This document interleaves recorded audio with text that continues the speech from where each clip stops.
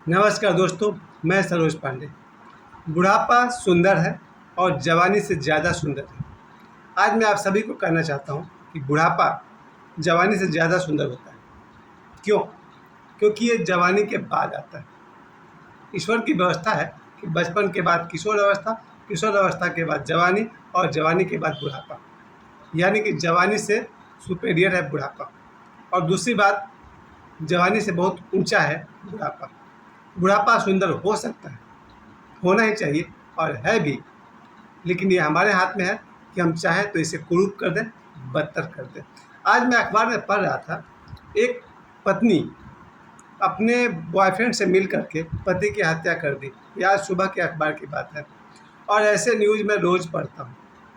मेरे अखबार में ऐसा कोई दो खबर न हो जहाँ पति पत्नी और वो का मैटर न हो।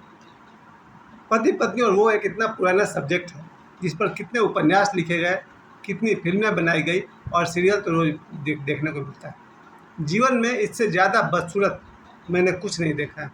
पति पत्नी और वो, यानी कि पति पत्नी और पति की सहेली या पति पत्नी और पत्नी का बॉयफ्रेंड। मुझे मांसाहार से उतना नफरत नहीं है जितना पति पत्नी और वो से नफरत है। ये जवानी की कुछ भूल में से सबसे बड़ी भूल है, पति पत्नी और वो। और बुढ़ापा अगर समझदारी से जिया जाए, जब वासनाओं के तूफान को पार कर लिया जाए, तब बुढ़ापा में समझ में आता है पति और पत्नी वहाँ तक नैतिक और धार्मिक है।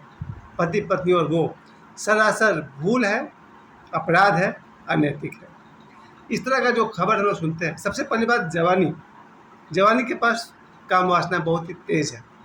मुझे याद है जब हम लोग किशोर अवस्था में थे, मैं अपनी बात कर रहा हूँ, मैं किसी और पर उंगली नहीं उठा रहा हूँ। जब हम लोग किशोर अवस्था में थे, 12-13 साल का थे, तो ऐसा लगता था अपनी बहन को छोड़ करके बाकी दुनिया की जितनी लड़कियां हैं सब काम भोग की वस्तु है। फिल्मी दुनिया की जितनी तारिकाएं हैं सब मेरे लिए पैदा हुई है। मोहल्ला में कोई आ जाए तो लगता है हमारे लिए आया है। ट्रेन में कोई को पैसेंजर मिल जाए तो लगता है हमारे लिए आया है। यानी कि जवानी इतनी अंधी भी हो सकती है। सबको वैसा नहीं होता होगा, मैं अपनी बात कर रहा हूँ। इस दुनिया में भगवान राम जैसे किशोर भी हैं, भगवान कृष्ण जैसे नौजवान भी हैं। भगवान राम और भगवान कृष्ण जैसे लोग कभी भी धरती पर अनुपस्थित नहीं रहे, यानी हमेशा से हैं। आज भी इस धरती पर भगवान राम जैसे पवित्र लोग हैं, भगवान कृष्ण जैसे पवित्र लोग हैं और मेरे से लोग भी हैं। तो मैं कह रहा था कि जवानी के दिनों में जब काम वासना के दिन रहते हैं, तब ऐसा लगता है कि संसार की जितनी लड़कियां हैं, नाचने वाली है, डॉक्टर है, टीचर है, सब काम भोग के लिए बनी है और हमें उसका काम भोग का उपयोग करना चाहिए। क्या क्या कर्तव्य लोग कर बैठे, ये जवानी के अंधेपन में, क्योंकि जवानी में काम वासना है। लेकिन अगर जवानी को ठीक से कोई जी ले, एक अच्छी पत्नी का साहचर्य मिल जाए, एक अच्छे सद्गुरु का विवेक मिल जाए, ज्ञान मिल जाए, तो पत्नी का सहयोग और गुरु के ज्ञान के बाद जब बुढ़ापा आएगा, मेरे ऐसा जब आप भी 52 साल के हो जाएंगे, तब उस दिन आपको दिखेगा पति पत्नी और वो सरासर अनैतिक, भूल चूक और बहुत बड़ी गलती है। पाप नहीं कहूँगा क्योंकि इसमें पाप जैसा कोई बात नहीं है। पति है, पत्नी है, अगर पति को कोई और अच्छा लग गया तो इसमें पाप जैसा कुछ नहीं है। सिर्फ भूल है, अपराध है, लेकिन पाप कुछ नहीं है। और अगर पति पत्नी के बावजूद पत्नी को कोई अच्छा लग रहा है, भूल है, अनैतिकता है, लेकिन पाप जैसा कुछ नहीं है मेरी नज़र में। लेकिन इसका अंत कितना बुरा होता है जब कभी किसी कहानी में, उपन्यास में, फिल्म में और रियल लाइफ में हम देखते हैं कि पत्नी बॉयफ्रेंड से मिलकर के पति की हत्या कर दिया। आज सुबह की खबर की बात मैं कर रहा हूँ, 13 जुलाई 2024। तो आज की अखबार की बात कर रहा हूँ। दूसरी भी कोई खबर थी, कोई तलाकशुदा महिला को कोई उसका बॉयफ्रेंड बुलाया 3 लाख रुपए लेकर के और पैसे लेकर के उस औरत को उसने मार डाला। ये सब कौन करता है? जवानी के काम वासना में अंधा होकर के आदमी ऐसे अपराध करता है। जब आप भी 52 साल के हो जाएंगे और राइट ओल्ड एज आपका आएगा, सही बुढ़ापा आएगा, सम्यक बुढ़ापा आएगा, जो जीवन के 50 वर्ष के अनुभव से गुजरा हो, पका हो, उसके बुढ़ापा में एक सौंदर्य होता है। वैसा बूढ़ा आदमी जिसने 1 से 25 साल तक ब्रह्मचर्य के जीवन को जिया हो, जो 25 साल से 50 साल तक गृहस्थ जीवन के काम वासना को बढ़िया से जिया हो, 100% एज वाइल्ड एज पॉसिबल, वही आदमी जब 51 साल का होगा तब वो कह पाएगा कि बुढ़ापा जवानी से सुंदर होता है। क्या आप ये नहीं कह सकते हैं कि जवानी बचपन से सुंदर होता है? ये तो आपको ही पता है। बचपन में न ताकत है न पैसा है, जवानी में ताकत भी है, पैसा भी है। जवानी से भी ऊपर है बुढ़ापा, और बुढ़ापा के पास बड़ा मैं एक अजीब कैलकुलेशन देखता हूँ। पहली बात कि बुढ़ापा के पास काम वासना का तूफान जनरली नहीं होता है।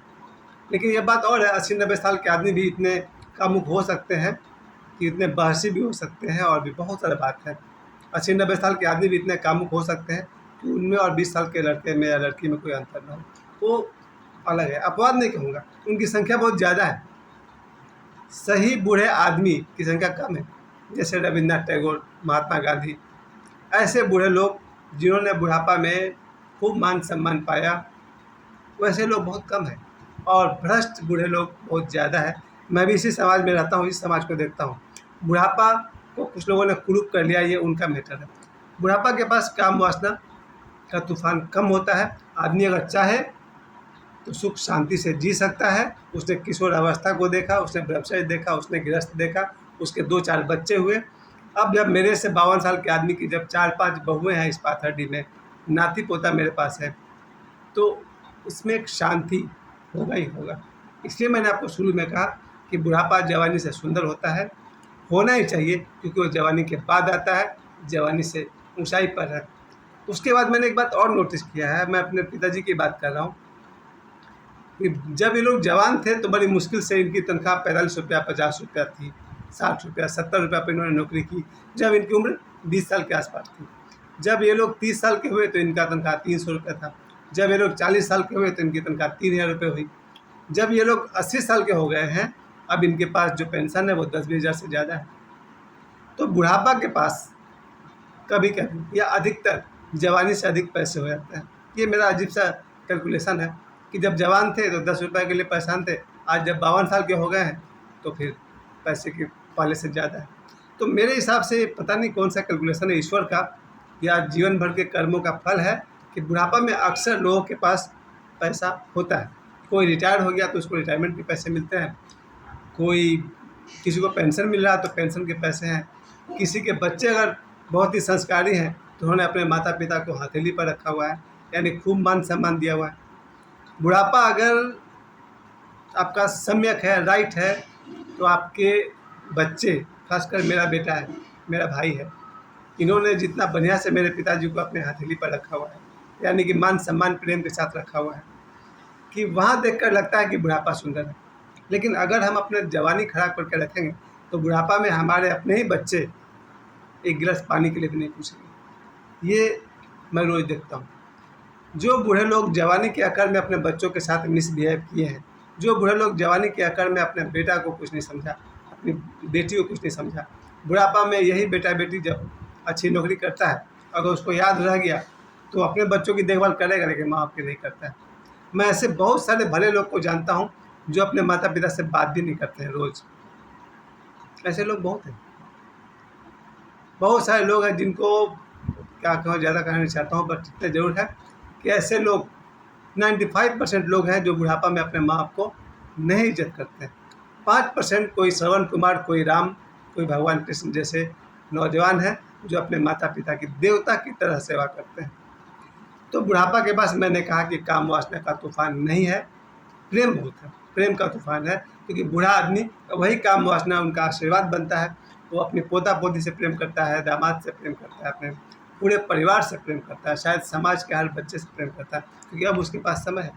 बूढ़ा आदमी के पास समय बहुत होता है, जवान के पास समय शायद कम, उसको ड्यूटी जाना है, क्या करना है। बूढ़ा आदमी के पास बहुत समय, वो चाहे जम के भक्ति कर सकता है, ध्यान कर सकता है, योगा कर सकता है, लेकिन वही दिक्कत है कि ये ज्ञान भक्ति योग के लिए भी जवानी का ही पावर चाहिए था। खैर, बुढ़ापा के पास समय बहुत होता है।